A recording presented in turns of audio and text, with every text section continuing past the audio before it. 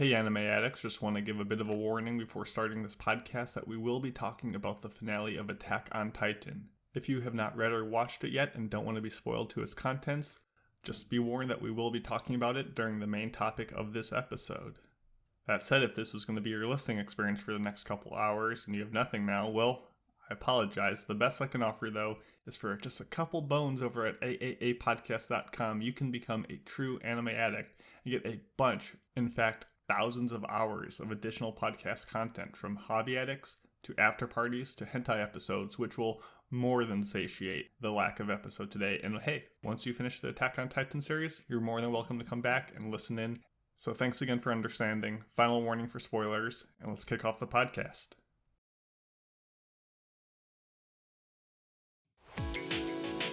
何よ、アニメアディクツアノニマスのライブブロードキャストやってるって言ってるでしょ。聞きなさいよね。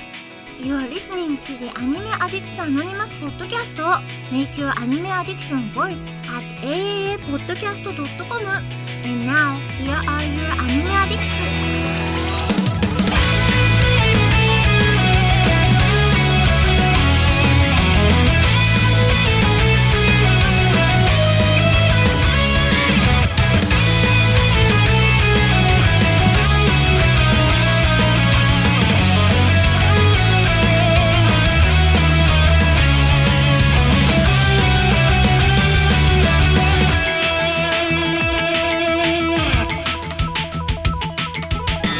Hello and welcome to episode 702 of the Anime Addicts Anonymous podcast. My name is Mason, and I am joined today by a very resplendent person who's basks in the shimmering godness of the sun, blessing our early recording today. It's Caroline. How's it going? Hello. I am Caroline. It is 12 o'clock on a Sunday because Mr. Mason has a trip to I got a flight to today. catch.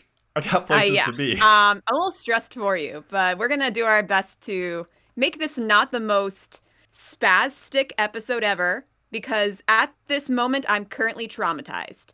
Having to finish Attack on Titan as soon as possible. Literally, every ounce of my morning has been spent on Attack on Titan. Had not even the chance to edit our podcast notes. And on top of that, I'm gonna be an aunt in like any minute now. The kid could be coming through the birth canal of my sister right as we speak. And I'm a little frazzled, you know? I'm a little upset that you're not live streaming the birth experience. But yeah, discombobulated is certainly the word of the day. From moving our clocks back, so we're thrown off an hour. I got a flight to catch. I played a show last night, so I stayed up way too late. My voice is absolutely shot. I also stayed up late last night.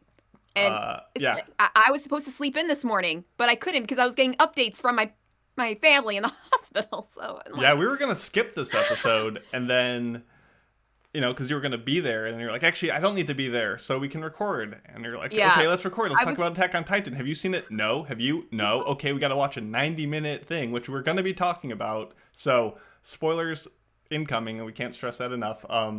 But yeah, so this is normally a very well put together, regimented show of calm, collected individuals with bad anime takes trying to make your anime addiction worse. Today will be a little bit all over the place, but nonetheless, we are still streaming live on Twitch, which we normally do every Sunday at 5 p.m. Eastern. Today it's 12, I think. I don't know. I don't even know what year it is right now. But you can also find us on Twitter, Facebook, Instagram, Discord, all the good places. In addition to talking about Attack on Titan and kind of that series as a whole, because the anime just released its final question mark the end, maybe, with quotes around it, last night. So this is hot off the press. We're going to talk about that episode and kind of just the series as a whole, as well as a review of Saving 80,000 Gold in Another World for My Retirement. So two distinct shows, ends of the spectrum. We'll hit some mailbags along the way. The show that we've been anticipating for 10 years, and the show that we've been actively avoiding for 10 8 weeks. months. 10 months, whatever it is, yeah. So, we got a lot to go through. Anything else, Caroline? Anything you want to get off your chest before we get into the mayhem? Should we acknowledge where Mitz is? He's just too cool for us. He knew today was going to be a cluster and a half, and he said no. I don't want to deal with you guys. Oh, Betsy's asking. She's like, "Where's Mitz?" I repeat, where is Mitz? Where is the Mitz? Where is my the child? people want to know. You want to Sorry, let them? Betsy. Unfortunately, I had to do it. I had to kill Mitsuki for the sake of the podcast. Not true. Sorry. I know you're so you're probably not wanting to hear that. No, he's just that, busy being a good host. host. Running joke, Betsy. Yeah. And he's having fun, right? He's having fun with Frigimon, I believe. Exactly. They're having a good old time getting Sonic figures and whatnot. So, yeah, let's just do this. We got places to be, people. Let's go. All right. This is where the big news drop plays, except my computer is just not cooperating. Come on. You can do it. We got places. Let's go. Hurry up. There we go. 大ニュースです。It's time for big news of the week. Well, because I could not be bothered to put on any notes on our docket today. Perhaps the big news for me shall be that we are indeed going to Anime NYC. Not as panelists this year, but we got some passes, so we're going to have bunches of fun. I'm planning on going on Saturday. Well, I'll be there technically on Friday, but I'll be going on Saturday. Yeah, I would like to go down there. We'll see how this travel thing plays out, but plan is to at least make a stop there for one day, just kind of poke my head in, see how it's grown, see what has become of it, and we'll see. So, no cosplaying planned, Lady Emery, but we'll see. I mean, she asked, are we dressing up? Like, I will be wearing clothes, I can guarantee you that much. But that's about it. I don't know. I was considering, should I wear my maid costume? Bold of you. Oh, listen. I was considering wearing my maid costume, but honestly, it's probably for the best to be comfortable when you're going to these things. And also, I don't know if I'm brave enough to get on the subway and go over there. I don't know. Maybe. Saying there's a chance. Sorry, that was my phone if you heard that. No, you're good. Let's see. I just remembered that I spent all my time putting in... Oh, I never updated the thing. So my big news of the week is that Cardcaptor Sakura Cleared Card manga will be coming to an end in the December issue of the latest magazine that it's running in. So Cardcaptor Clear fans, I'm sorry, but Clamp's famous work, the sequel manga to what originally aired in 1996. This thing has been going forever. It made an anime back in 2018, and Clamp just keeps on churning out new content, and it's crazy because as they put Clear Card down, they're picking up Holic again, XXX Holic, the sequel to that, Ray, in next year. So they keep on making stuff. If you don't know Clamp, they've done so many things from Chobits, X, Magic Knights, Ray Earth. They were involved with Code Geass, so Clamp is just a very iconic manga studio, and it's just cool to see them bouncing from one, long-running manga to another. So, do you have any strong opinions about Holic or Cleared Card? Never seen Clear Card. Okay. I have seen Holic, but I never finished it.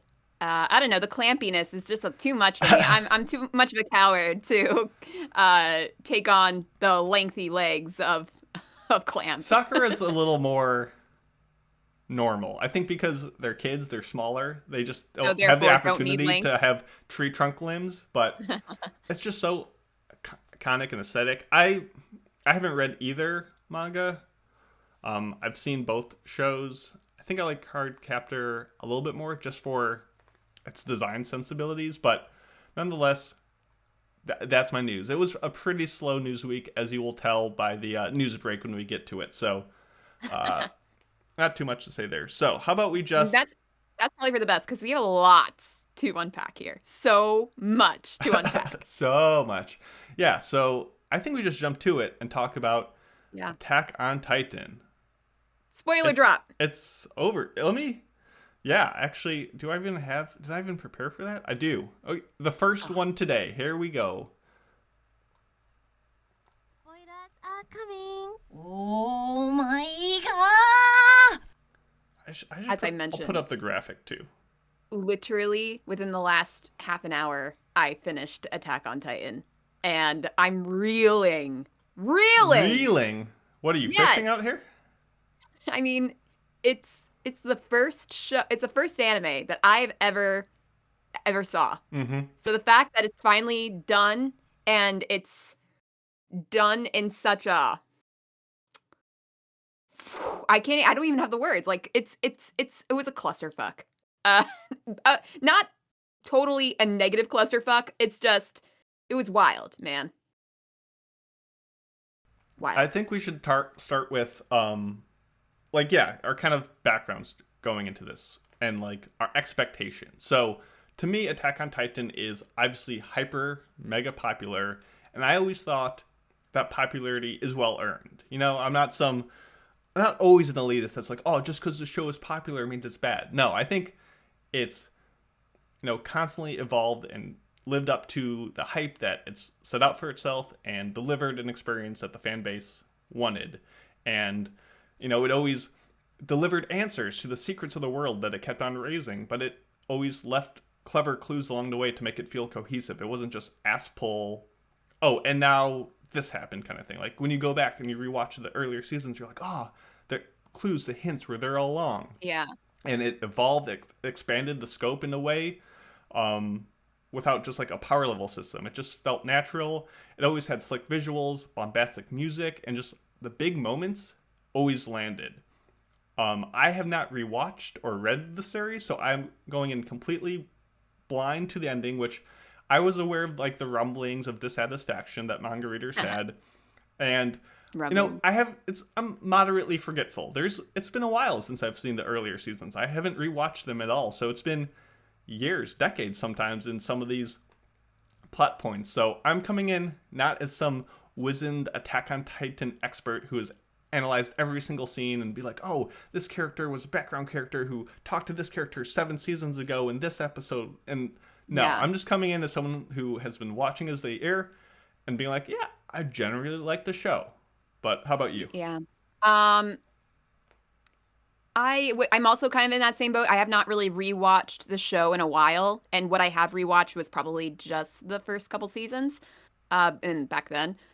And a lot has happened in the last 2 seasons. A lot of details that makes you rethink what people's motivations actually were, what actions led to other actions, whose responsibility are the certain plot points in this show, and especially with the realizations of the last 2 final quote-unquote episodes, this one and the one that came back in March, it just got even more complicated because you add in the aspect of basically time travel. Yes. So it's just it's gotten very confusing for me. There's a lot to kind of go back and try to figure out and to know for certain. And I'm sure that I'll be just scrolling through the wiki trying to get a grasp on it later. But yeah, I would say generally, I was not dissatisfied with the ending. Although I do think it does feel a little like, what was all this for? Because by the ending, you what I mean is, you see that no matter what, the world is plunged into war over and over and over again, even despite all that happens in the finale, which we all kind of knew. Like, that's just how the universe is. You will always have war. It's in our nature. Yes. And so I feel like we all kind of knew that, but it didn't feel like how everything happened, was it even worth it? And I think that gets into the question of, was Eren right? Which, morally, obviously, no. People will still try to justify it. But now, especially since we have the confirmation that, no, war still continued, the world was still a piece of shit right after all this, it was not worth it. So therefore, and Eren should have known that. He saw the future. He knew what it was going to be like anyway. So therefore, he shouldn't have done it because he knew it wouldn't be worth it in the end because he saw the future. I mean, we're jumping a little ahead, but he said, I know. I'm rambling. He still felt compelled. He couldn't change it, and he just wanted to see it. So this was a 90-minute episode, which is quite a statement to go out on. And I personally do not mind the gaps between seasons, between these final episodes. I am someone who, for a big-scale creative process like this, I always wish people and companies and product teams, whatever, take their time to produce a quality product. The second things get rushed, it just feels more half-baked and more effortless and just, like, I'm okay waiting. I will wait. I will forget some things along the way. Sure, that's on me. That's my bad, but I guess I don't mind that. But yeah, so this drops, it's 90 minutes, and I'm like, no way is this going to be one battle. And while I was technically correct, this was a pretty long battle. It was like hour long, 60 minutes of just different fighting needing to happen, all on just one dude's back, which you can never say in another anime. that 60 minutes fought on just a spinal column.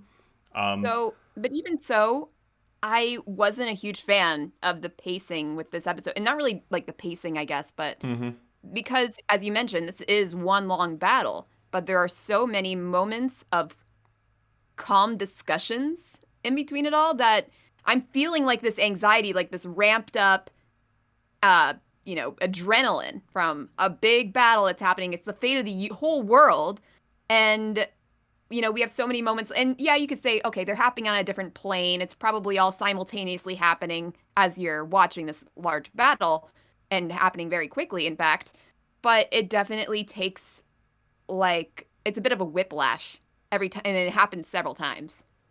Yeah, and I think we feel this way just because, we both finished watching this within the hour. So we're both kind of still trying to digest everything it was saying. And it feels like we had this grand battle. And things kind of end very quickly. Everything kind of wraps up in a bow, and you're like, oh, it's over. And we're still kind of like feeling unresolved or just wanting that big conclusion in a sense. But let's walk through it. So first up, getting into this episode, I did not have Armin getting deep-throated within the first 5 minutes on the bingo card today. Like, what the hell was that? I was like, oh boy, we're starting it very hentai-inspired in a moment. And I was there was no reason for it to be like that. You didn't have to do my boy dirty like that, is what I'm saying. And it was literally with the tongue of the Titan. Yeah. Come on. So overall, I think if there is any dissatisfaction with this finale, it just comes from expecting either a movie quality when really it's just a TV level of animation and CG. And it just seemed like it was rendered strangely. Like, I get it. Just because of the scale of things, it necessitated a lot of CG usage. And it just seems like either the compositing or it just didn't have enough resolution. It just seemed very misplaced. Like, I wonder if they will edit it further. Just because it felt some of the shots a little misshapen. And I don't know. It looks like Attack on Titan. It's what you expect ever since they moved to MAPPA with the vertical lines going through everyone's eyes to express like anguish and despair, but it looks, that was in the manga too. Yeah, that style. But I feel like it's very possible that in the future there will be a Blu-ray for it, maybe with some advanced animation going into it. Yeah, I don't know. It just seemed some scenes of like the person flying and Eren as a whole just seemed very jank. I don't know. All I know is hearing the bombastic soundtrack by Yamamoto and Sawano is always a good time. Oh my god, when they bring back some of the originals and all the remixes and alternate variants, and they're like, they're playing that song, but it's just like finger picked on a guitar, and you're like, oh, it's that theme again. Oh my, easily one of what Attack on Titan delivers the best is that there's moments of recollection and just epicness. The vocals in some of the songs were a little too anime at times, but I liked it. I liked the songs. I love the music. That's one of the big draws of the show for me, and it delivered on that without question. Same with the voice acting. I think watching the sub, they just deliver a solid performance all around. And speaking of, recollecting from the first couple seasons with the music, there were certainly some callbacks in this episode as well, like with Armin throwing down his gear, trying to defend the Eldians again, which really happened very quickly. Like, that needed more time, I think. And there were other moments too, which I feel like were just plainly obvious, like with the scarf. And I'm still trying to remember everything that's happened in the last episode, but there was certainly a lot there. There's definitely a lot that would make a rewatch worth your time. Yeah. I feel like knowing the full scope of things and then following the threads back to the beginning would be really engaging, I think. And not many shows have that level of just consideration and rewarding experiences on a rewatch. So we're a little busy, if you couldn't tell, but it would be nice to do it one day. Yeah. There are definitely some moments that seemed a little convenient. For example, Falco. Of course, definitely. A boy named Falco can fly with his Titan. Of the whole episode. There has never once been a flying freaking Titan. And what was the Titan that he ate again? The Jaw Titan. The Jaw Titan. What about being the Jaw Titan gives you wings? So I was thinking about it. So I get that his Titan-ness, if you want to call it, partially came from Zeke's secret sauce. And since Zeke is the Beast Titan, maybe that gave him, like, Bird Beast Titan. Like, it was a bit of a fusion. Like, it's not the first time that Titans from one type inherited those from another. Like, Annie with her being able to freeze and do regenerate. Like, I don't know, it felt like there's some intermixing of abilities, but it just seemed convenient, as did Armin's ability to, when he goes into, the alternate world, to just be like, hey, Titans that we know, come fight for us. Just help us out. And those moments were epic and awesome. But when you think back, you're like, it needed to happen, so it did. It doesn't bother me too much, all things said. Like, they're fighting on a giant centipede thing the size of a continent. I can forgive a little bit of wings happening, I know, yeah. It just would have been nice. That was just like I think everybody said, like, wait a minute, what? At that moment, because it just did not really follow the logic that they had set out. I mean, of course you knew that they were going to come back and they were going to help and everything, but in that fashion, it's very surprising. So I guess going to that, what is your opinion on paths as a whole? This kind of connected core, centralized timeline thing, and kind of Ymir's place of granting Titanic blood, because those are kind of the two. Besides, obviously, the season 4 reveal that, hey, there's a whole nother world out there that has a whole, system going on. Those are the two more supernatural elements of the show that kind of got fleshed out in these special finales. Like, what did you think of their inclusions and kind of what they served? I kind of liked the paths thing. It was a very interesting inclusion, and it does, it did really explain a lot of the things that have happened in the show leading up to that point. It still kind of confuses me a little bit on just exactly how it works. And Ymir, they added some more details to, like, they were kind of getting into her motivations a little bit and what, she actually is in this last episode, or maybe in a little bit of the second to last episode too. And I think it just further confused me about her. Because at first I had a grasp of her, and now I'm kind of wondering what the whole deal is with her. Because she wanted to trample the universe, but why? They kind of touched on it, but I just still don't get it. And then apparently Mikasa is the chosen one that she chose, and I'm still wondering why that is. I pretty much agree with you across the board. I think paths are a cool concept. It's kind of just a convenient way for things to happen when all our characters get separated, that they can still kind of communicate and have that exchange of ideas.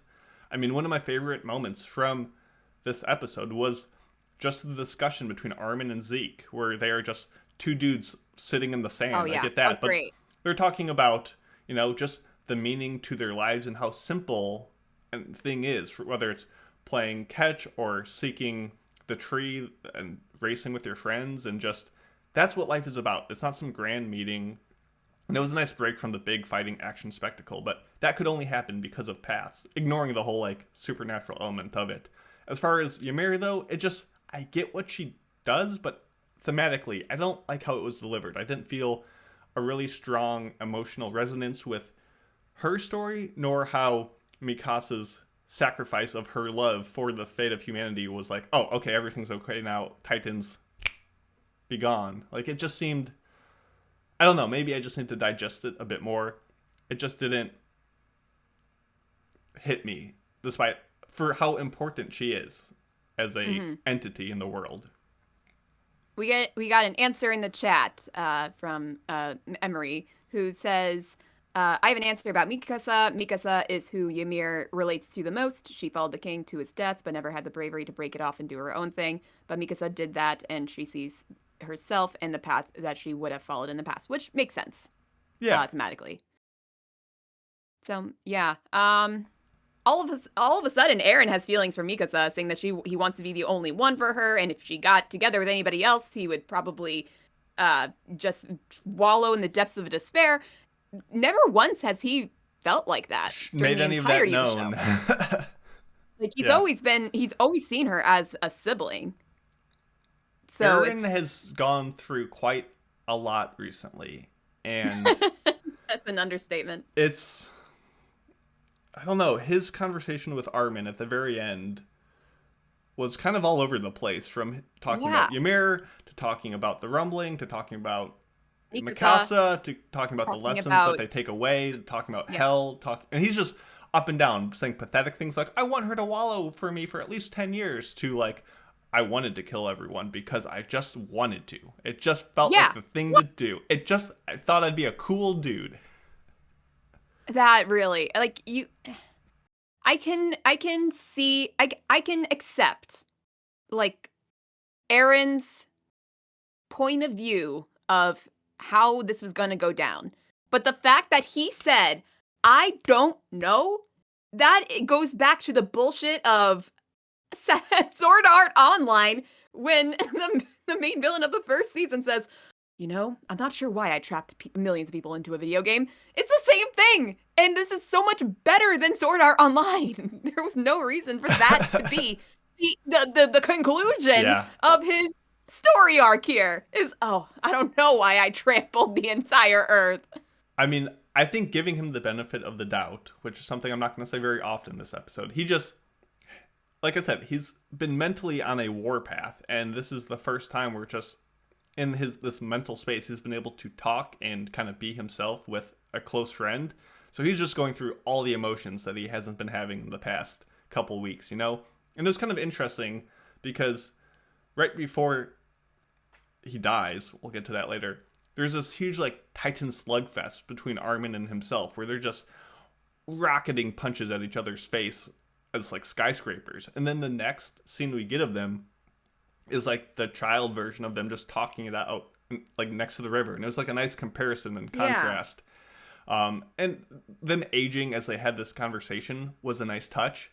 It was just, once again, solid, but and you were bringing it up earlier, like, what was the point of all this? And there is like the futile struggle of humanity, the returning to war and conflict that is kind of just in our bones, regardless of Titans or nuclear warheads or whatever. We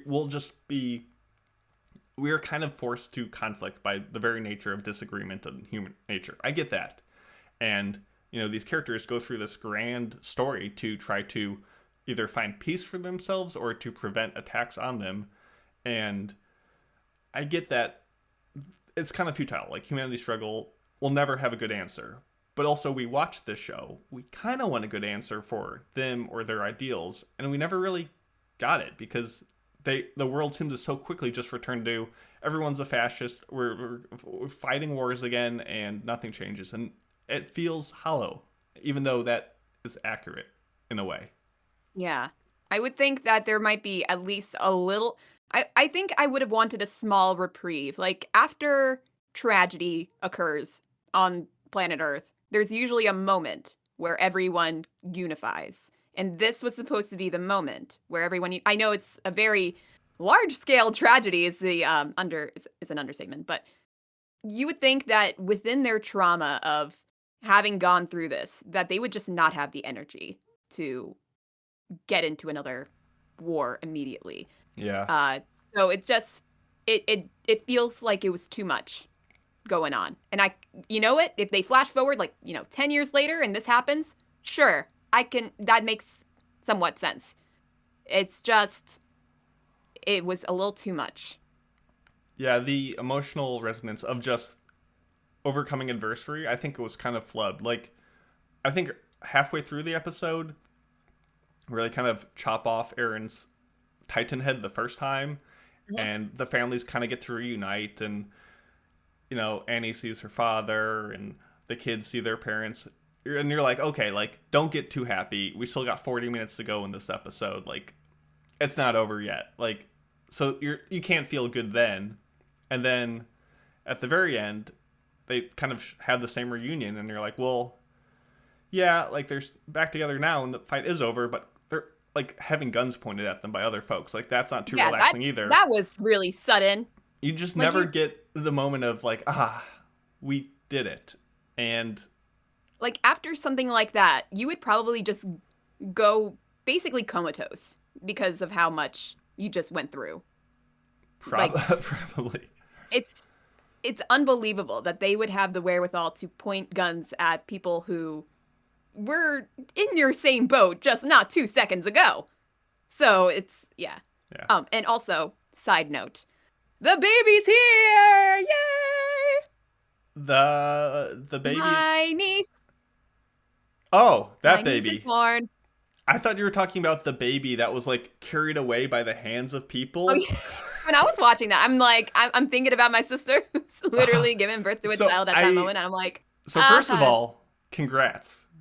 Hope everyone's doing all right. I mean, I'm just the aunt, so not really. Since you brought it up, I did actually like the shot of, as people are being pushed off the cliff, the baby is carried forward, like towards the mass of marching Titans, and I like how the baby was color, like it was life and hope, and that kind of seeped back into the crowd as the rumbling stopped and hope returned to the masses. I thought that was pretty well done. I remember back when the episode previous came out, people were not happy because that was not included. Like, it happened in the manga, and that was one of the biggest moments of the manga that they really held on to, and they're like, where's the scene? Where is this scene? So the fact that it's finally they saved it so they can show it in. They were upset that it wasn't in the trailer. No, in the first final episode that came out in March, it wasn't there. Was it supposed to be during that time? I think chronologically it was supposed to be shown during those moments, but I guess they kind of pushed all of it to the second episode so it wasn't broken up. So we've talked about this before. I am a fan of an anime taking the source material and reworking it as they need to make a better product. And obviously hearing about how folks didn't like the ending, I didn't know. I think a lot of people were like, how much are they going to change? Is it going to be anime original? From what I heard, they kept the manga ending and just reworked some parts of it. But pacing, conversations, dialogue, timing, how things work, the flow of things, all I think should be fair game for a creative product to make improvements where it best serves their interests. So I think that was a fine decision. I guess just other general moments I really enjoyed. I liked Zeke popping out of a rib like King Kong, once again, fitting for the Beast Titan. I liked the symbolism of when Eren and Armin were talking in that pool of blood, which actually reminded me a lot of the bloody battlefields of Eternal Nightmare Damnation from Vinland Saga, where it was just just endless corpses. But I like how they were pulling out shells and teeth and hair, the things that kind of... Oh my god, the hair! Oh, so cool. I've never seen... that was freaking dark, man. That was I think they've done it grimy. in the previous episode. I think they've done something similar in the past, but you just never... I don't really see that very often. I like that. That was a they cool pull out scene. teeth and hair. And I think... And the fact that it still was on his hand as he held the shell. Like, ooh. That's good. That's good. I think, though, as much as I want to say, oh, I thought this element kind of fell flat. Oh, it wasn't really worth it. Oh, I didn't really like the ideas here. At the end of the day, I was entertained. And when they hit the final salutes of, like, Levi with, like, the fallen corpses of his comrades, like, in front of him, like, that scene still hit. Like, it still, when it needed, like, that was more emotionally resonating than, oh, Gabby gave Falco a big hug. Like, I don't know. Like, I didn't really care about that. But seeing those salutes, I'm like, we're here. We in it. So I think it hit what it needed to. Even though it, maybe wasn't. God, I miss Wit. I miss Wit. I mean, I'll be honest, there were a couple moments that I was pretty upset. Like, well, even though I think Aaron is just a very divisive character, even at the end, just seeing Mikasa break down and seeing Armin break down, it was very effective. It was strange because of the whole timeline thing with the paths, where we kind of get a flashback where, Armin and Aaron have the conversation about the future, about him, like, I'm going to kill 80% of the world's population. And he's like, how could you? I'm so sad. And then he snaps back to reality. Still gravity, thank God. And Mikasa's like, oh, here's Aaron's head. And he's like, oh my God, Aaron's head. Like, it was the exact same reaction. I'm like, dude, we just, from our perspective, you're being a little emotional. But the scene, that Titan slugfest of Armin and Aaron with, like, just red and browns and blackness. And then you get these blue tinted rockets from, like, Levi that, like, rip the hole in Aaron's teeth. Like, matching the blue hue of Aaron's eyes. That was, like, such great coloring. And talking about the actual death of Aaron, the decapitation by his loved one, Mikasa, was, like, quick in a way. It was just... so quick. You're kind of like, wait, it's over? But I kind of like that. It kind of just was... Usually there's, like, I don't know, a speech. More of a spectacle. It's a big thing. But it really didn't need to be. And I really like how they did it. I thought it looked snappy. I thought they put in the animation cuts when they needed to, and just was really well stylized and just peaceful in a sense, which I think is what they were going for. Yeah. Okay, so here's the biggest what the fuck moment of the entire episode is Mikasa kissing Aaron's decapitated head. That's love, baby. Oh, God, I screamed because I'm just like, this is horrific. So I should go back and rewatch it. It doesn't seem like she really went like kiss. It looked like it. Let me review the tapes. Let me rewind. I'm not going to do it because it's going to play the audio on the computer. Yeah, it looks like she was just, like, pressed the face up into hers. Like, okay, well, what else would you call it? Like, she didn't, like, extend the lips, She didn't, like, she was like, it looked like I've never kissed in my life. There was contact. Like, she definitely kissed him. Like, I'm not saying she didn't. I'm just saying, come on, he's dead, lady. Meet him halfway. Yeah, that was just like, wow. And also just like, because like, here's the head. Simba style. Armin, I'm like, can you not further traumatize him, please? Listen, he just got deep-throated. You gotta give the boy mentally. He's going through even more than Aaron. Oh, I love the little bromance between Aaron. Yeah. And he's like, oh, well, I look forward to being best buds in hell with you. And he's like, yep. I'm like, Armin wasn't that bad. He probably doesn't deserve it. I don't know. I like the ending. I just don't like how they handled some of the conversations, some of the pace. I think the ideas were there. It didn't give me the warm, juicy, not feelings, because I wasn't expecting that, but just that resonance. I just was missing that most of the time, I think. Mm-hmm. I think there was supposed to be more epilogue, because I was I thought I was at least spoiled by people when they're talking about Mikasa and John being together. But we never see that in this episode. But I don't know if that's a headcanon or if it actually happened in the manga. But people were talking about it, and I was like, where is it? Yeah, I don't know. How much were you spoiled going into this? That was one thing that I was spoiled about, and also Aaron becoming a bird. But I guess that was not really all that much of a spoil. Aaron or Falco? No, not Falco. Like Aaron symbolically. Oh yeah, when he pulls on the scarf at the end. Yeah. Although I thought he literally became a bird. Oh. I'm like, oh, okay, so it's just his. You know how a ghost might, like or a spirit of a loved one might send a cardinal to your backyard, and you're like, oh, it's my loved one. It's more like that, really. Yeah. I thought he literally transformed into a bird. I see now. Okay, I'm following. And what did we think of the ending? Like the epilogue of just, okay, the tree grew, Mikasa died of old age, and just fucking technology and nukes, and it's over. I mean, it makes sense. Yeah. I'm not sure what the deal is with that boy and the dog at the end. Like, what's that supposed to mean?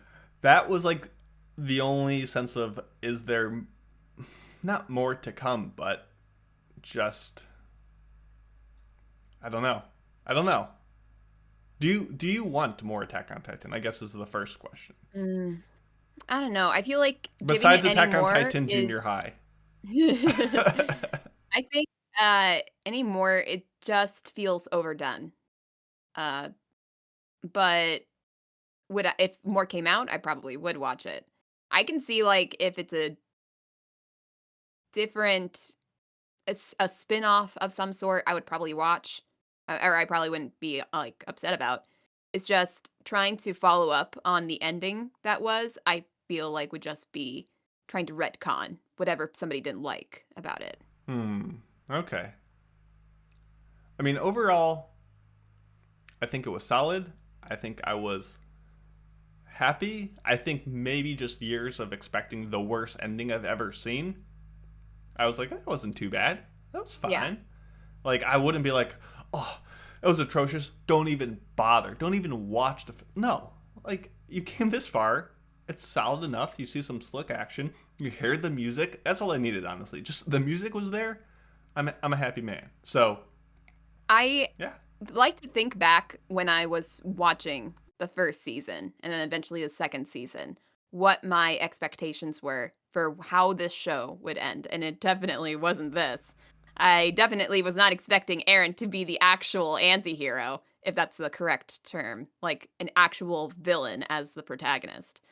I feel like with the incredible amount of hype the first season gave me, and further seasons gave me, I don't know if this ending matches my expectations from that point.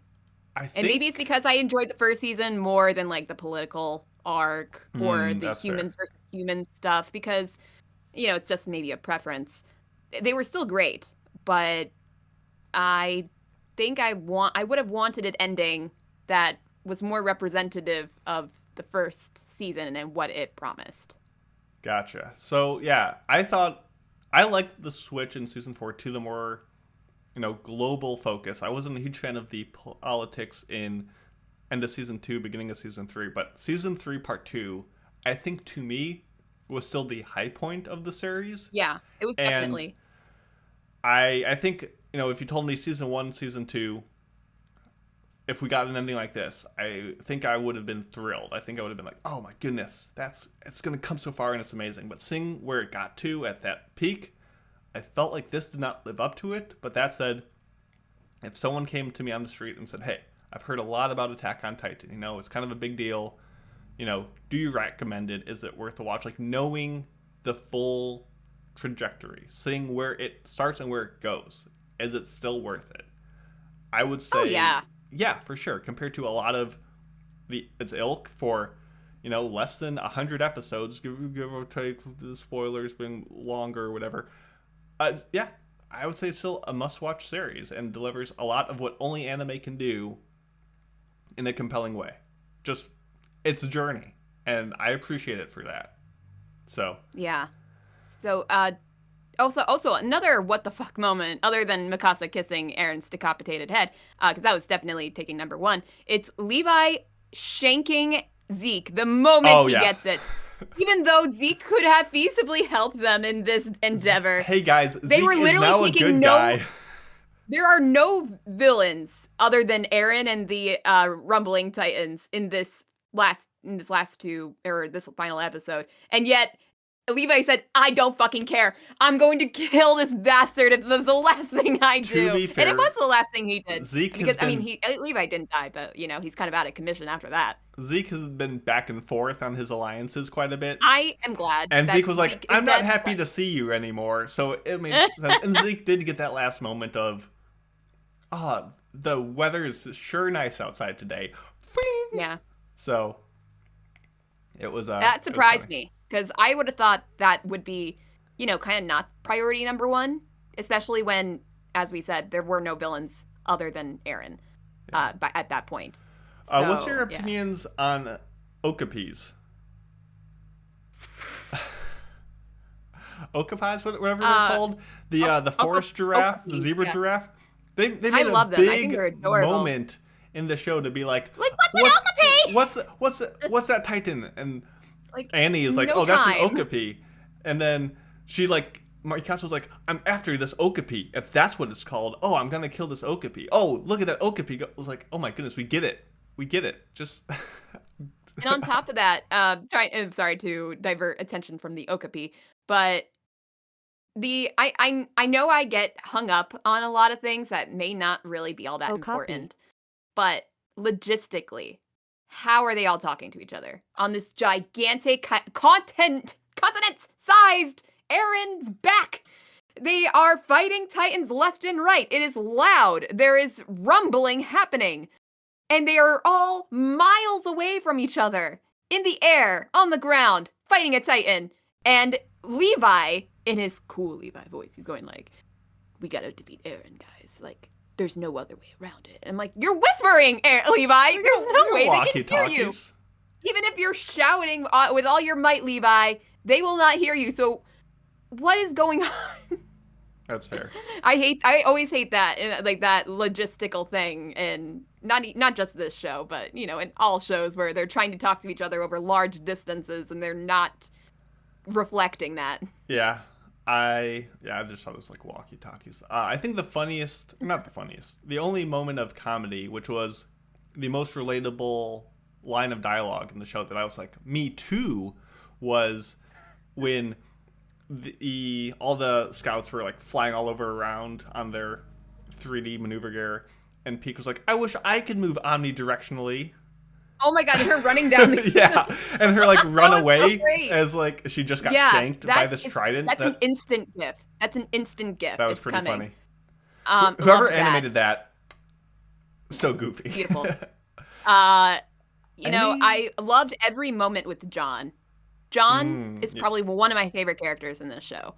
And him with, and Connie with their arms around each other, like they weren't like they did not have like a close relationship during the first 3 seasons, but like losing Sasha and losing all the other comrades and the fact that these two are the two that are arm in arm, like awaiting basically their impending death as Titans, which I feel like even more focus should have been put on is the fact that their family and comrades were literally turned into Titans and they had to avoid killing them. But I feel like that needed more time. That was like 5 seconds long. That was, but like just that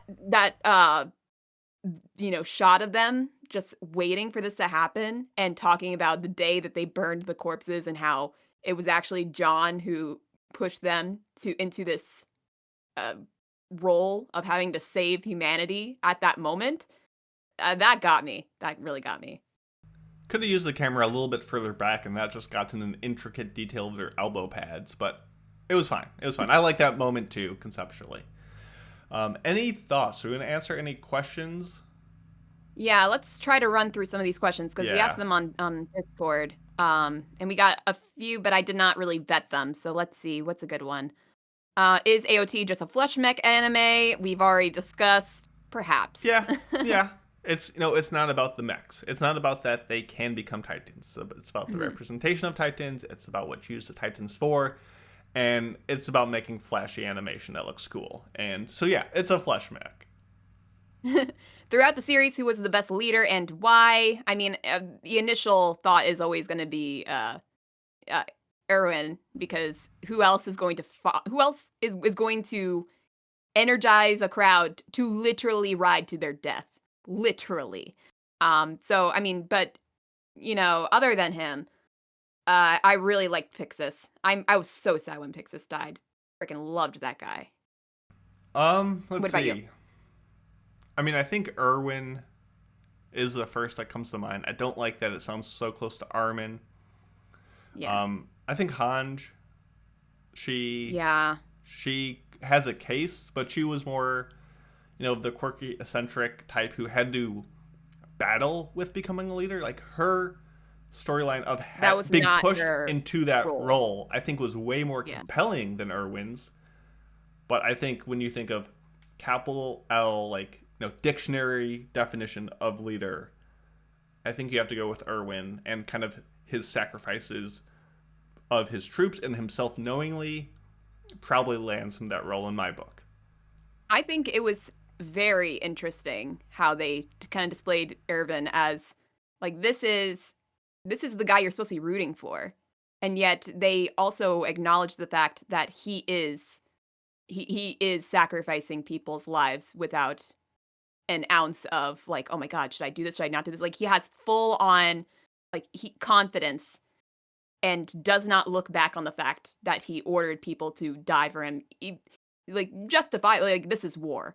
But the fact that they kind of bring that up and they don't play him as the moral compass of the show, even though he is a great leader. So that was a very interesting choice for his character, and that I really liked.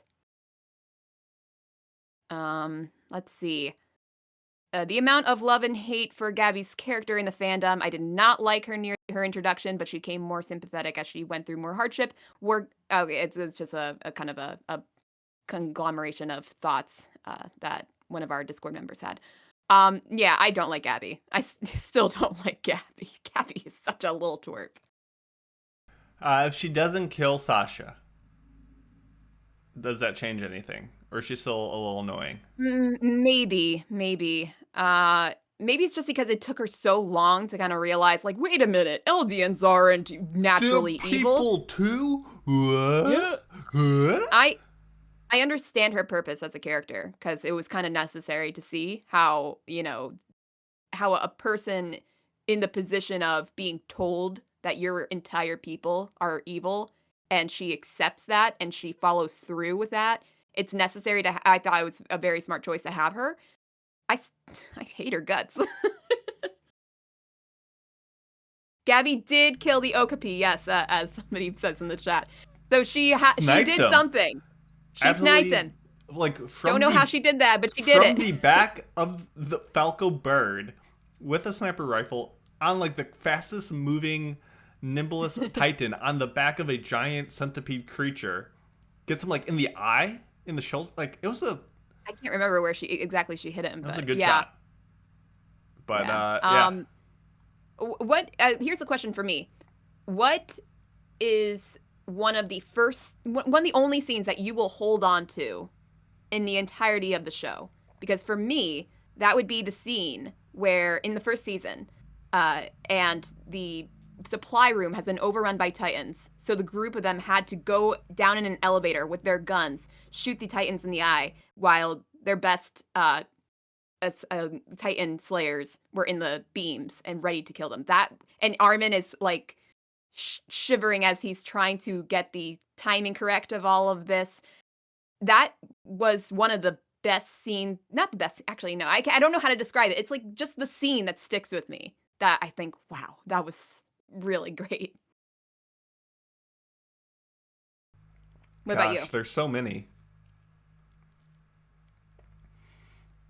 as someone who really does not get into fight scenes most of the time, like most shows, if two characters are just fighting, I'm like mentally checked out. I think it's just the way I am. Not just anime, movies, books. I don't really get into fights that much unless they're creative. The kind of final assault by Levi towards the Beast Titan when he's throwing those rocks and Levi's just going sicko mode really sticks up, that whole sequence. But I don't know. It's obviously Sasha eating a potato because it's been memed to death. Yeah. Obviously, Aaron's mom, just like, because they flash back to her getting chowed down on so often, like it's not very iconic, and it's super cool, and they just show it all the damn time, and I'm sick of it. But I don't know. It's the moments of just when the ODM gear is firing off, and you're like, yeah, this is cool. I don't know. That does it to me. Zeke, like, baseball catching Aaron's head to like stay connected before he dies. Like, I don't know. There's just so much. Here's another question from our list here.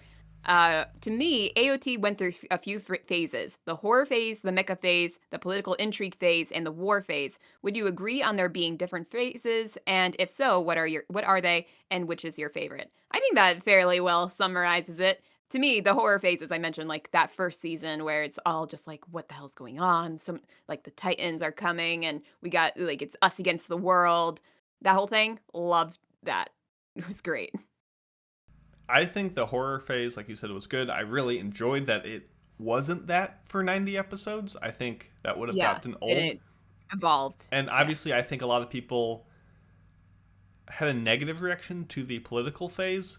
I think, though, if you did do a rewatch, you would find that that phase was so essential to setting up everything, and I think would be the most rewarding on a rewatch, because you'll really see the seeds were planted then and see more of what it grew into, and maybe appreciate the ending that we're kind of like fiddling with, because that's really when Ymir and the king and all those kind of legacy components were introduced, and maybe I need to appreciate that section to get more out of the ending. So I don't know.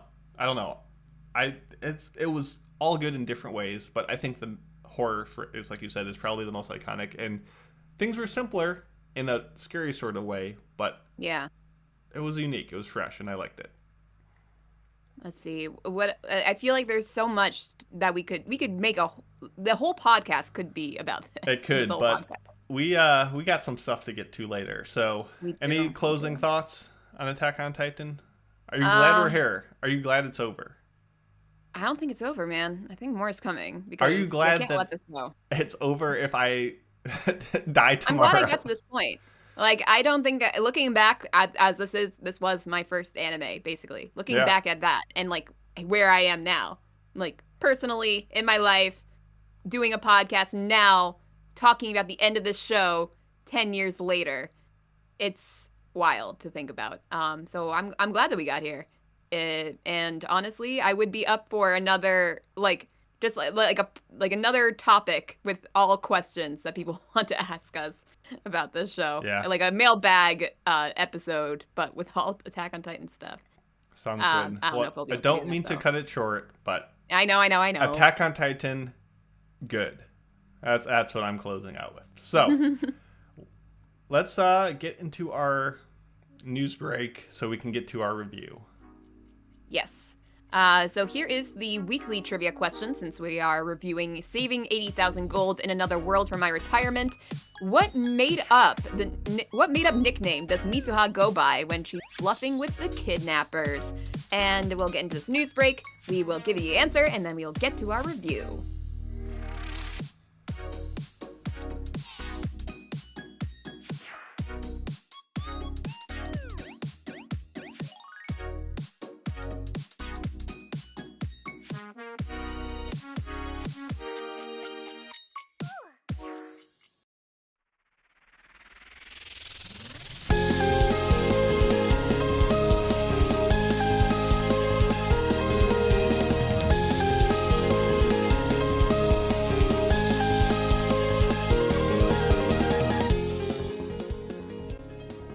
This is your news break for episode 702. It's a bit of a slow news week, so everything this week has to do with mobile gaming. So if you are not into that, hey, you can just skip this unless you're listening live, in which case, sorry. First up, the Jujutsu Kaisen Phantom Parade role-playing game for iOS and Android will be releasing in late November 2023. The game will be free to play with optional in-app purchases, where you play through elements of the anime with original story moments, with a lineup of all your favorite characters, as well as some new original characters.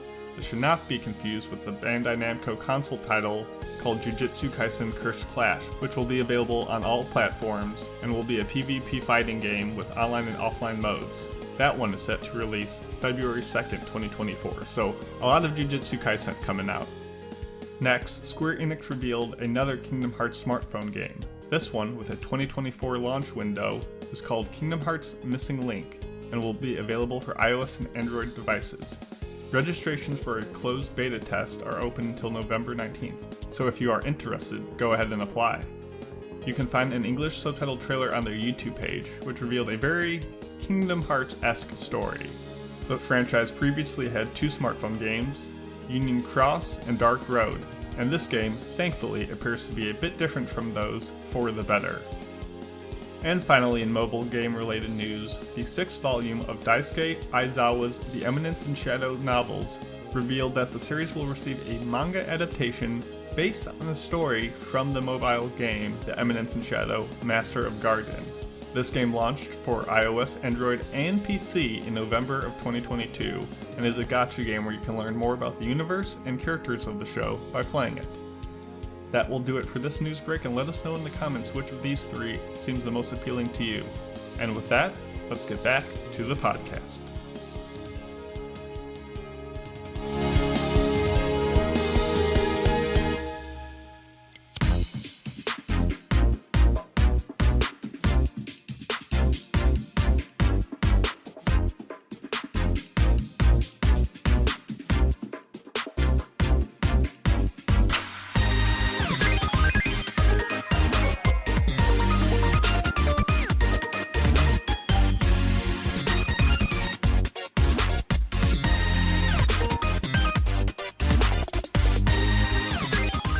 Welcome back to the podcast following that exciting news break. When we left you, we had a trivia question. In the anime, saving 80,000 gold in another world for my retirement, what made-up nickname does Mitsuha go by when bluffing the kidnappers? The answer is the Messenger of Lightning. Pretty cringe, as she says so herself. Caroline, what is the baby update? Oh, yeah. I've been reading all the messages. Yes. 6.1 pounds, 19.5 inches. This is a lengthy baby. This is a tall boy. This is Aaron's final stage. Not that much hair, though. Honestly, can we go back to that thing about like his hair as the founding titan? I could have done without that. It's very... I've never seen Hunter x Hunter, but it reminds me of like when I see Gon and his like crazy form. Hyper, yeah. Yeah, I'm like, what's the deal with this? Can we make him look a little normal? Yeah, it's I know he is a centipede boy. He's a Pantene boy. And now you'll never forget the moment when the baby was born. You were doing a podcast about Attack on Titan's final episode. Yeah. That baby was waiting till we did it to make history. Yep, she was indeed. So, shall we get to this mailbag here?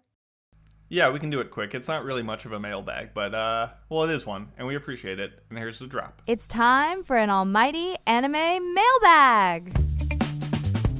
Anime. Anime. Anime. Mailbag. This one comes to us from Sejinther, and there's not much of a question here, which is great because we did not have any time to prepare. And he writes, Dear AAA hosts, I'm here today in true anime style to proclaim myself as Mason's rival. Ooh. He is most definitely my arch nemesis. Dang, he's hitting hard. But in more of being the Perry the Platypus to my Dr. Doofensmarts. Did I say that right? Doofenshmirtz. Doofenshmirtz. Do you watch Phineas and Ferb? I don't. No? I don't. Oh, You've talked about it before, and all the singing and songs. Yeah, they have great songs, but seriously, man, you missed out if you don't know who Perry the Platypus is or Dr. Doofenshmirtz. To be fair, at my concert last night, which was a metal concert, someone brought up Perry the Platypus. So it's a known entity. Wow, Maybe the universe why? is trying to tell me a sign. Anyway, back to the Maybe. mailbag. So, I'll often be enjoying a trash rom-com or mid-isekai. Spoilers, we're about to talk about one. Then Mason will arrive with a few complimentary words. Spoilers, I won't. To which I say, look, it's an AAA host. Then Mason will don his fedora and annihilate the show I've been watching while saying, darn you, Mason, the AAA host. Just kidding, you know what I mean. You gotta do like a darn you, Mason, the AAA host. it's a reference. Oh, I'm sorry. Do you want? Well, you just did it better than I could. So, if you're ever in the UK, I'll treat you to a sausage roll and beans on toast. My man, I would love that. Beans are great. Toast is great. Why not? Two great flavors together? Maybe, question mark. I still have never been to the UK, but I will one day, and I will take you up on that offer. Keep up your savagery, hot takes, your rival, Sajinther. Very nice. Thank you. Good. I need more rivals. I need someone to knock me down a peg or two. And I appreciate mailbags. And usually we answer ones with questions. So go over to AAApodcast.com, the same place you can get all our bonus content and see the schedule of future shows. So you know when we're about to review Attack on Titan, you can prepare yourself to not be spoiled. And yeah, leave mailbags there and we will answer them. And let's move on to a Caroline joint from forever ago. Yes. Explain from yourself. Forever. Okay. That's a nice way to go into this. So today we are reviewing Saving 80,000 Gold in Another World for My Retirement. I passed this show in episode 663 back in the winter 2023 season. Now, in my defense, I don't really think I had many great things on my list, and this was one of them. And honestly, I liked the first part of the show that I watched. I thought, hey, this is kind of an interesting approach to an isekai. But let me kind of give you a synopsis of why I thought so. So we have Mitsuha. She's our main character. Her older brother and two parents died recently. So she's going through it in this life. I can't remember why, but she was pushed off a cliff. And she was about to die. And it gives us one of the starring moments of the dub here. Like, if you listen to the dub and you saw this scene, I'm gonna die!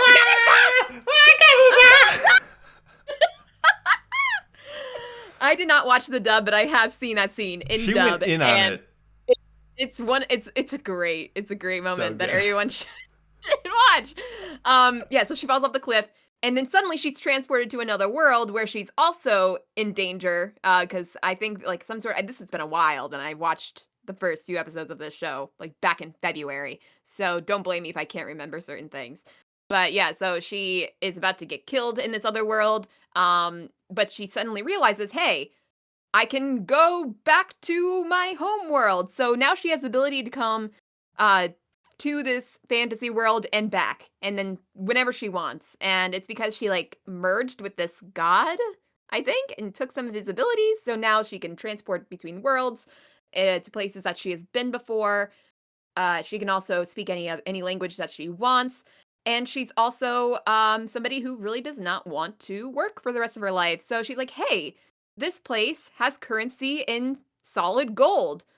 I am going to save 80,000 gold in this world, bring it back to my current world, trade it in, and live the lap of luxury for my entire life after this, ignoring the fact that the IRS version, whatever it is in Japan, would strike her down in a moment's notice. Because they're like, where the heck is she getting billions of dollars from? Good question.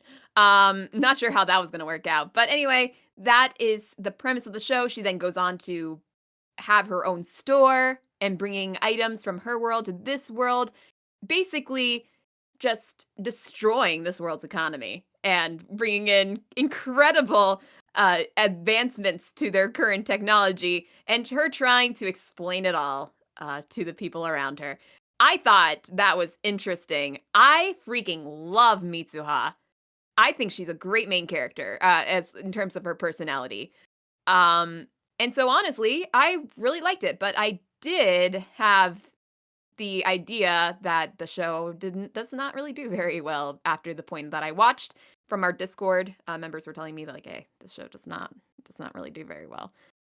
So I was my expectations were lessened, and we avoided reviewing the show ever since. So Mason, after that very long preamble, what were your expectations? My expectations were pretty absent. So this came from a pretty weak season in winter of 2023. And obviously when Caroline's like, we don't really need to review it. It's probably not that good. I'm not expecting much. And your impression of it back, all those months ago really didn't leave much of an impression on me. You were like, this is what it does, but it kind of does some stuff good and some stuff bad. I don't really know how I feel about it, but everything else kind of sucks, so I guess I'll pass it. So I didn't really have much to go on. So I came in pretty neutral. So it was one of those titles that tell you the entire premise, so I was expecting that much. But yeah, it's based on a light novel. What more do you need? So, spoiler-free recommendations. What do you think? You've watched the whole thing now. Okay. Better or worse than Attack on Titan? Of course not as good as Attack on Titan. Okay. But honestly, I still stand by the first 75% of this show. I think it was still a very decent isekai during that point. And maybe it's just because we recently watched Reincarnated as a Vending Machine. Absolute dog shit compared to this. I saw you choke on your water. So I feel like that's a good comparison in a ways, because it's two characters that come into kind of another world that has a society very similar to our own, just a very, Middle Ages, primitive style in that sense. And you see these characters bring in technology from our world, and you just watch their numbers go up. Watching numbers go up is satisfying. They're on the grind set. They're earning that moolah. They're getting money. And that is, pleasing in a sense. So they're kind of similar in that regard. Both destroy economies. Both terrible. Bring, yeah. Yeah. This one just also incredible brings technologies other destruction to this world. Both destroy the they bring all these MSG products, saturated fats, trans-saturated fats, all that fun stuff to the diet of this place. Yes. So yeah, I thought both of them were kind of similar when I was watching it. I mentioned that in the Discord, and people were like, "Explain." And I honestly, they're kind of similar in certain ways. But still, Mitsuha has a great main character. I really appreciate her grinds, and her manipulation skills are awesome. I enjoyed the problems that came up and how she dealt with them, and how, bringing in new, like her trying to do market research within the guilds of this world. Like, what do you need? What are you interested in? What can you afford? And how she kind of goes about life through that. There were many moments where she just does too much, though. And I'm wondering, this is very dangerous that you are doing this in this way. You're bringing you're going to create a lot of questions, and I kind of want you to dial it back. But unfortunately, in that last 25% of the show that I do not stand by, she ramps it up. She just keeps on going. And the animation can't keep up with it.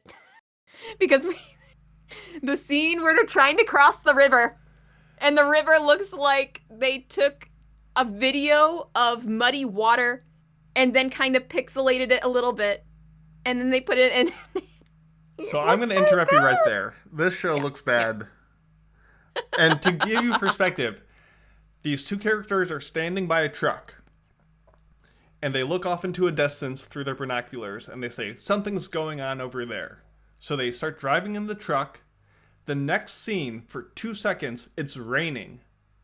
The next scene, it's not raining. It's a sunny day again. It rained for 2 seconds.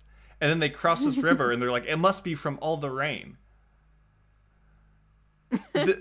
No, It's been 5 minutes. It's been and this 5 river minutes just tops. exploded. And the river is just like pouring out. It's just like I don't know. This show. So now I feel like we're probably running ahead of ourselves. Well, Yeah. I ran ahead of myself. But spoiler-free recommendation, Mason. Oh, and sorry, just to say, I will recommend the first 75%. I do think there's something enjoyable here. You can probably skip the last 25%, and then if there's a season 2, I might be interested in watching it because it does seem like it kind of gives itself I feel like it could give itself a reset and go back to what I liked about the first part of the season in that season. Yeah, I could see that. So therefore, sort of recommend. If you are okay with not finishing a season and don't mind finishing a season that kind of dips at the end, I do think that there's some good stuff. Yeah, this show looked bad the whole way through. Every scene. Okay, we know this. You cannot put a single scene of this show on and not point to some production shortcomings. Whether it's the framing, the editing, the perspectives, the frame counts, the modeling, the still frames, wazoo. the compositing, the character design, the environments. Characters eating like a yard away from the dinner table. Their faces just getting blown to bits. I remember like Mitsuha in the group were kind of like leaving the confines of the city, and they're like walking past the gate, and Mitsuha kind of just blips. Like you don't see her walking, like, okay, so you have the gates and you're watching over her like you're in like an overhead shot. Uh-huh. She doesn't walk out from the shade of the gate. She just kind of blips into existence. The roofs look like solar panels. Literally for close-ups, they just zoom in so everything looks blurry. Like this show looks abysmal, and I get it. I can't do better. Anime is difficult. It's difficult to make shows look good, but this show looks so amateur. Irrespective, at the end of the day, is this show entertaining? Sometimes at best, but it's really just a few novel ideas that are flooded by a sea of trite, over-explained, boring ones. Really, it took me until like episode 7 or 8 till I realized what my issue wasn't. It wasn't the humor, pacing, or consistency, or lack thereof. This was essentially Dr. Stone without issues or intellect. Essentially, in Dr. Stone, he goes back to a primitive world in a sense, and he's like, oh shoot, we need to generate this thing. How can I make this with my knowledge and my tools around me? And he concocts a little mechanism. It's like, ta-da, we have running water. This show, Mitsuha's like, wow, you guys don't have shampoo? Boom, bam, I'm back. Wow, isn't the world so much better now? Technology, wow, I can watch DVDs. Wow, this universe sucks. Like, she just manufactured problems for her to solve. And I don't know, it just was so unsatisfying with just being like, I know the world's better now. That's why I live in it. Like, I don't need that comparison. And just every problem that did come up of someone encroaching on her shop or trying to create strife was just solved instantly, and then all the kids of whatever that royal parents' family just falls for her, just swoon for her instantly. She has so many little sisters, so many Emotos. So many Emotos. I got mixed up between the Emotos at some point. It was just, and it was kind of just written at the end by just like a military otaku person who's like, oh, I also want to have guns in here. I'm not going to not have guns and training, and a lot of stuff didn't make sense. Gold is like the primary, most important thing of this show. She's like, I gotta get gold. I need to get 80,000 gold, which she calculates really quickly. No, she's a smart person. I'll give Mitsuo that. I like how she attacks the world. But like episode 2, she's like, okay, piece of gold. It's appraised for 26,000 yen. And then episode 3, she's like, oh, if I get these, they are 100,000 yen. Like the number of gold just changed. Like whatever it was equal to was We'll get into it later. I didn't even try to I don't recommend this show. It was not abysmal, but it was really awful. It was, I don't know. I wasn't a huge fan. Let's get into it, spoiler freeze, and just have a fun little Spoilers chat. are coming. Yeah. Oh my god. Okay, So- where do we start? Because I did not write my notes as I usually do. Yeah, that's so. okay. Let's talk with Mitsuha. She is mostly smart. Yes, she forgets to put up a sign in front of her building. Okay. That I was going to bring that up because She has thought through so many things. She's made countless backstories for herself. She has done so many things to try to promote this store, and the one thing that just slipped her mind is to put up a freaking sign. Arguably the easiest thing that she had to do.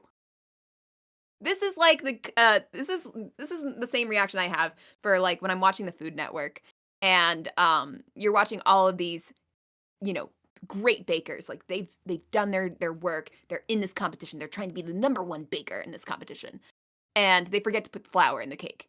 Yeah. This is the equivalent. It happens all the time on that, and here it is happening in anime. Yeah. I mean, I don't mind her. I don't like how pretty much all her good ideas are just stolen from her brother. Like, his kind of guidance in her mind, which, I don't know. It's fine, but it seemed like... Apparently the brother is, like, the most beloved part of the show. Like, that's all I hear people talk about. Like, oh, there wasn't enough brother in the show. I mean, he was fine, but he's dead, so... I don't know. It just seemed...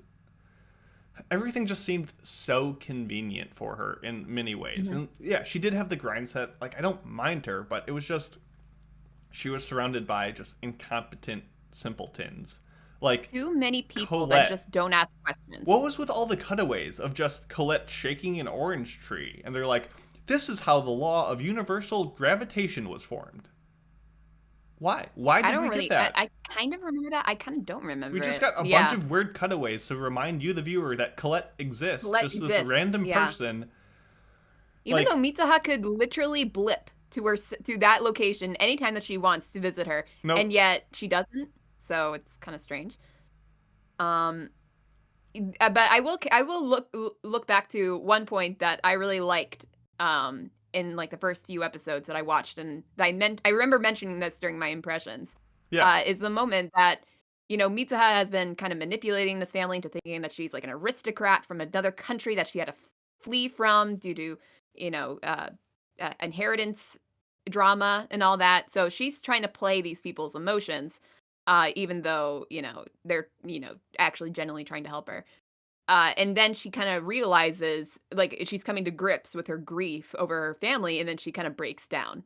And I loved that moment because it was like, okay, so she does, like, have emotions, and she does somewhat care for these people to make her think about her actual family, which I really liked. I think I could have done with a little more of that. Call back to the fact that she just went through this tragic moment in her life. Yeah, I mean, it would have gone a little more tastefully if the father wasn't literally bidding on her underwear a second ago, which was, I will admit, a pretty funny moment. When she's giving the gifts away to all the kids, and she's like, oh, all I have left is my underwear. And the guy's like, I'll take it. And then the younger brother's like, I'll up it. And the father's like, I'll up it too. Oh, that was actually legit the only somewhat funny moment of the show. And then they kept on trying to, like, hammer in the boobs joke, like you always get with the lowbrow. Oh, she's so much younger than me, but her boobs are so much bigger. Wowee. Yeah. I don't know. The show, I did like some of the elements when she presents fish as an item and everyone is taken aback because fish is something not in this economy because it's logistically a nightmare and it's not possible to get it over there. Like, I like those moments that feel smart and, oh, how are you going to deal with it? But she really just doesn't. She's like, I have my ways. Like, but in my country. Yeah, and doesn't have ways. Like, oh, this restaurant is failing. Okay, first plan of attack. Reopen the restaurant with the current staff. And they're like, no, that's impossible. But no, she just still hires new people.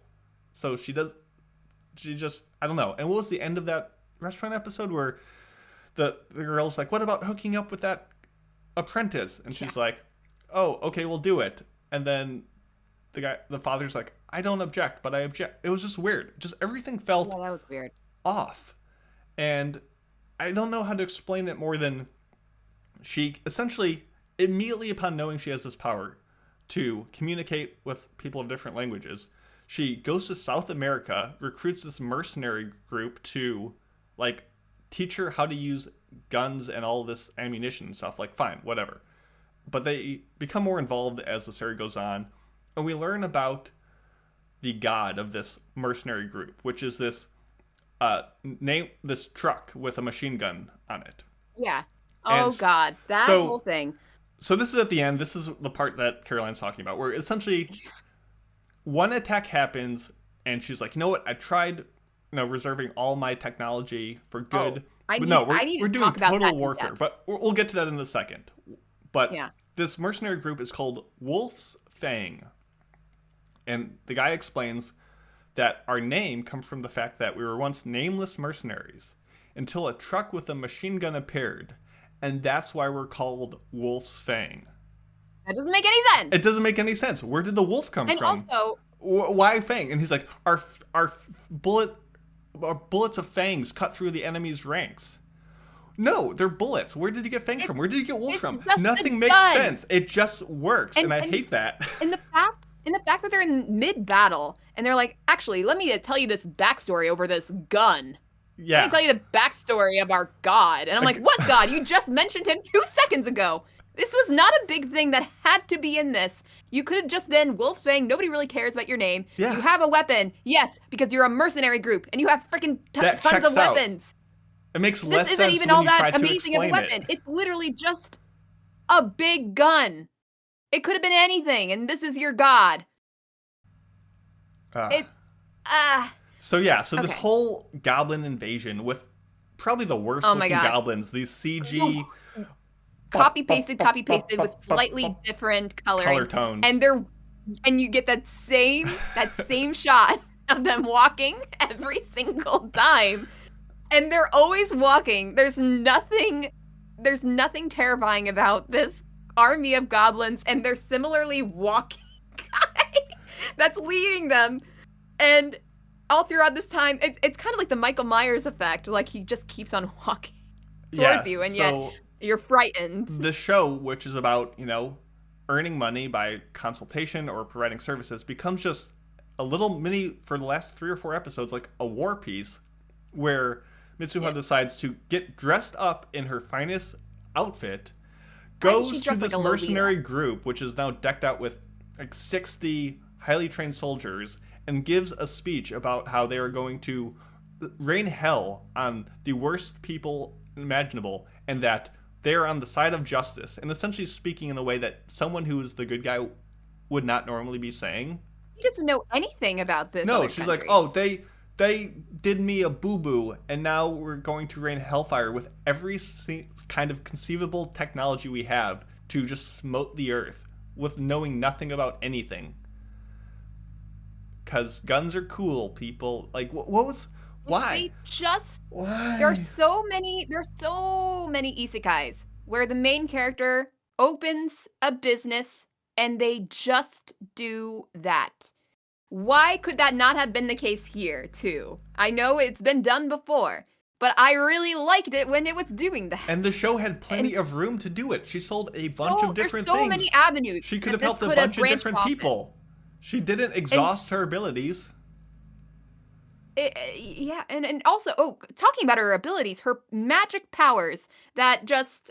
Okay, that one part confused me. It was like when she was making those statues, and I think she was just like transporting the rock out of the cliff. Which was kind of clever. Yes, but she can't do transportation within the world. Like, she has to transport herself to the other world. So if she was like touching the rock face and she was in this other world, she transported it and the newly formed statue, and it suddenly appears in the other world, that would make sense according to her abilities. But she's using her transformation ability, or her transportation ability, within the world. That does not make sense. Also, she has to be touching something in order to transport it. It has been established throughout this entire show she has to touch it. And yet she just waves her hand and she transports the army to the other world without touching anything.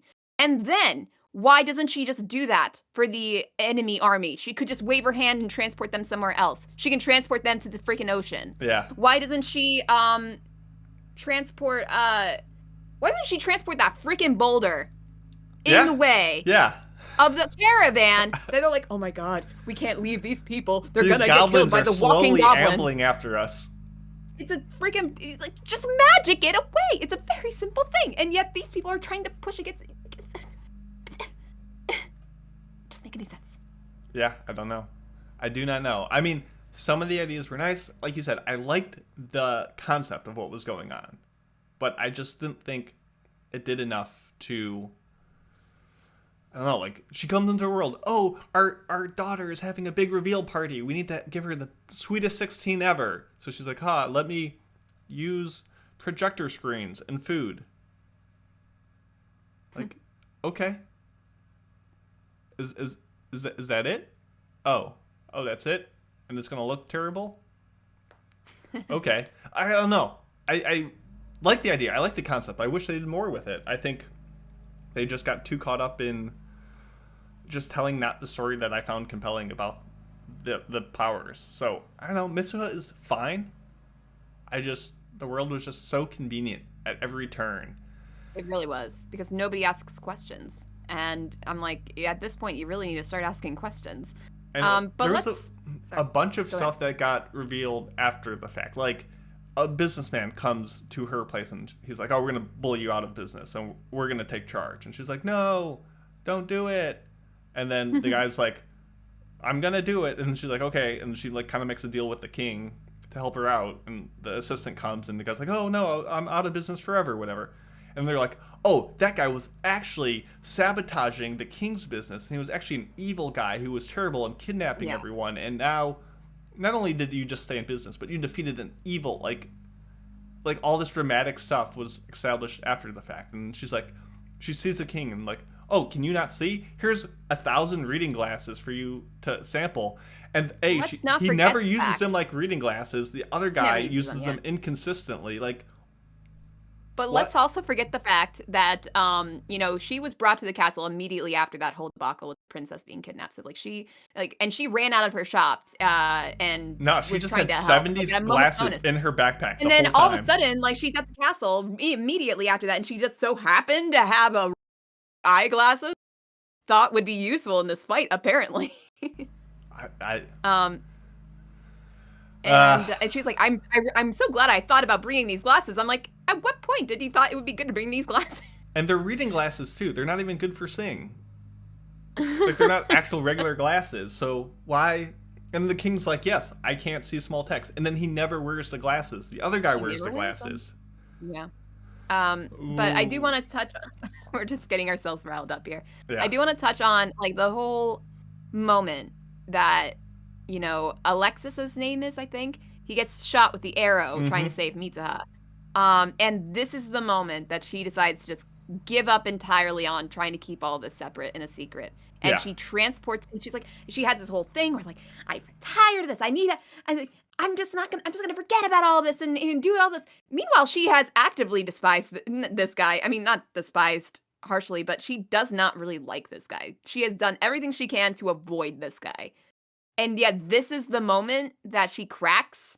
This should not have been like that. It was not earned. It doesn't really make sense. If she did it quietly and she decided, she was just in the room with him and him alone and he's dying and she says, you know what, I'm going to bring him to the other world. That would have made sense.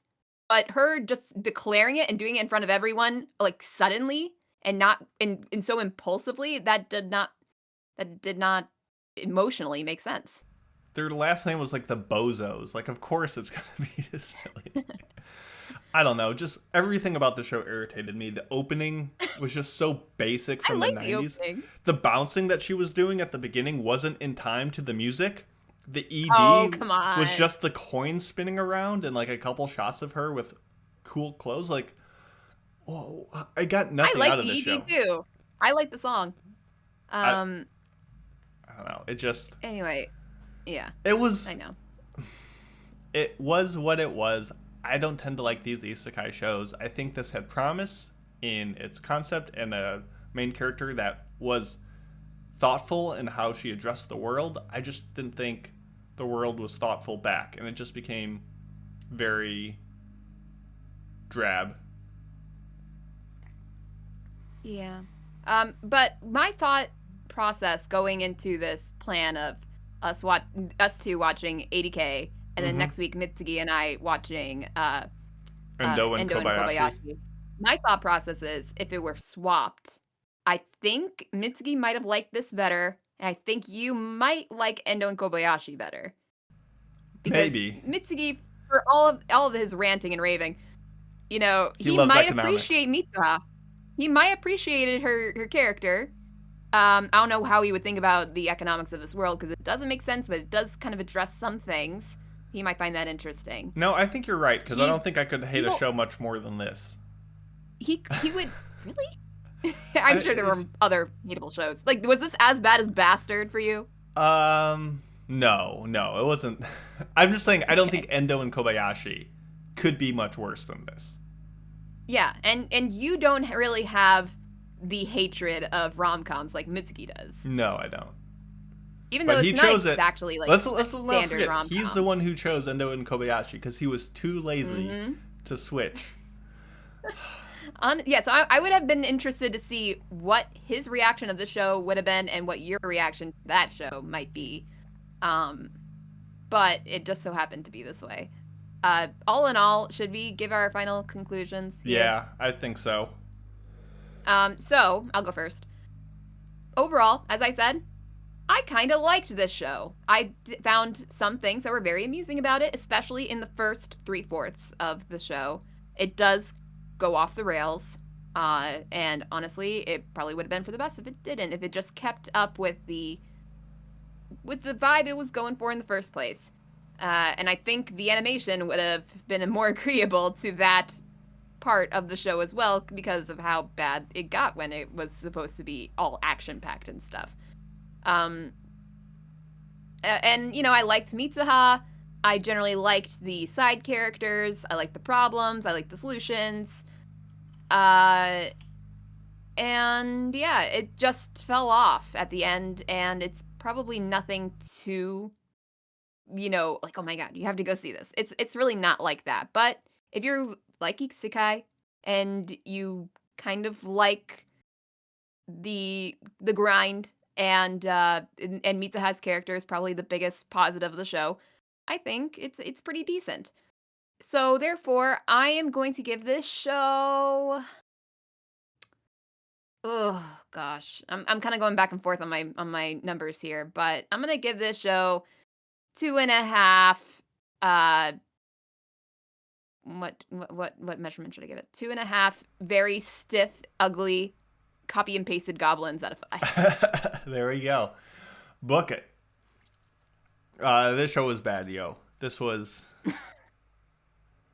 it offered me very little, and the last bit of it only made it worse. And Carolina's right. I think because the final little battle arc ended conclusively, I could see season 2 of this, if I got it, returning back to the earlier stage of her just grinding away, doing the shop stuff, which is what the show did best. But at its best, I thought it was still pretty bad. I'm going to give this show 1 gold coin out of 5. It just... Oh my goodness. It was a show, and I watched it, and we got through it, and thank you for listening to the 700. Wait a minute, what score did you give Vending Machine? I might have given Vending a 1 as well. Let me see. Okay, because I gave it a 1. It has to be. This show was not worse than Vending Machine. I will absolutely not. But it's a stronger one than that one. It is a stronger one, for sure. For sure. I will give you that much. And I think had it not been for that final 3 episodes, maybe, I don't think I'd be generous enough for a 2, but maybe a 1.5. Yeah, I was going back and forth between my 2.5 and a 3, because while I don't know if the quality of the show warrants a 3, I still liked it. But yeah, I'm gonna keep with the 2.5. It wasn't a hard watch. You just breezed through the episodes. It wasn't a chore most of the time. The hardest part was kind of chronicling all the missteps visually, and then I just gave up after episode 2. I'm like, there's too many. Your discerning eye is more of a curse than a blessing, I think. Sometimes is. I don't really focus too much on this. It's only once in a while when I really look at it, I'm like, oh yeah, the animation here looks really bad. And it didn't need except to for be the river, amazing. that was egregious. The river was egregious. But for the most part, I can kind of get through some subpar animation. Yeah. Yeah, so there you have it. We finally reviewed it. It's off our docket. And another one that has been waiting its due, thanks to me, is going to be reviewed next week. Yes. So we want to close it out? Yeah, so this was episode 702. Thank you so much for listening. Hopefully we didn't spoil too much of Attack on Titan if you haven't watched it yet. And we just appreciate you guys sticking with us and just hopefully having a good time because we enjoy doing it. I have a flight to catch. Sorry, no after party bonus stuff this week. We'll make it up in some way later. We love you guys. We appreciate it. Thank you so much, Caroline, for making it out. Hopefully the baby's doing all right. Hopefully you're not in trouble for not going to it. Anime comes first and foremost. No, I'm not in trouble. Like, they convinced me not to go, and I'm Perfect. like, yeah, you're probably right. No, we really do appreciate you guys all. We'll see you next week when we're reviewing Endo and Kobayashi. We not being me, because I won't be here. So where are you going again? Nashville, Tennessee. So if any of fun. y'all is in them parts of the world, I love to meet. I don't know what a Tennessee accent sounds like, but that ain't it. Let's not try. Yeah, exactly. No, we love you. We'll see you in the next one, and have a good week, everyone. Bye. I'll see you later, Aaron.